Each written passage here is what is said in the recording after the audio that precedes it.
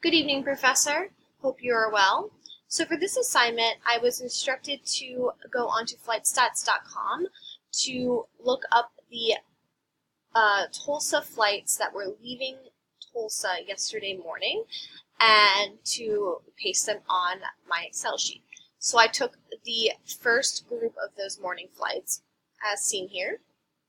I sorted them according to what was instructed to me. So I sorted them by destination and then by airline, and I did that by going to the sort button, and you click on it, and then you click on it again, and it says to sort by this and then this, and it kind of creates like a hierarchy on how they want you to sort it.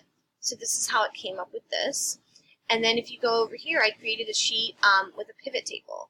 And I was instructed to make it the medium 13 style, which I did here in this pretty blue color.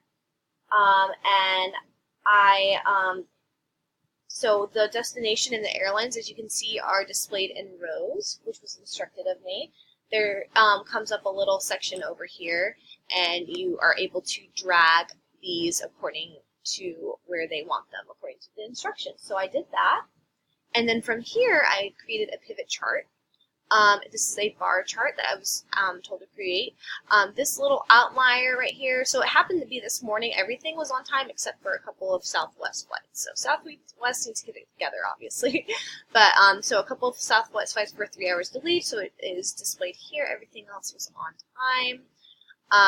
These are the locations, and these are I was told to label this on-time departure. As a whole, I had never created a pivot table before. I had never knew what that was.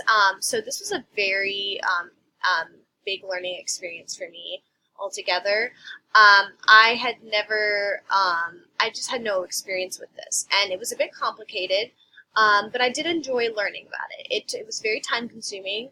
Unfortunately, I had to redo it today because everything got deleted when my computer got a virus, but I was able to do it a little bit swifter today as I got used to it.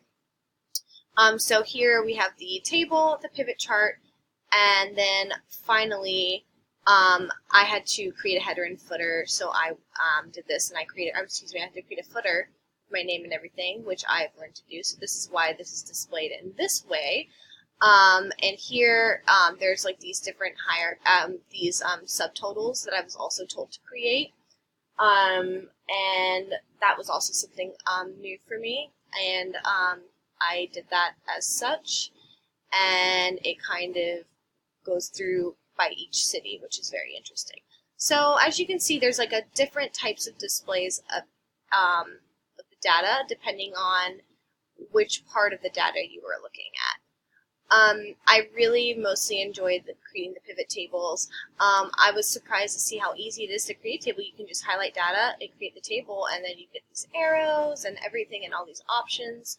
I think it's so cool that the program is smart enough to understand kind of what you're talking about. So yeah, this is all I learned from this assignment, and I look forward to learning more.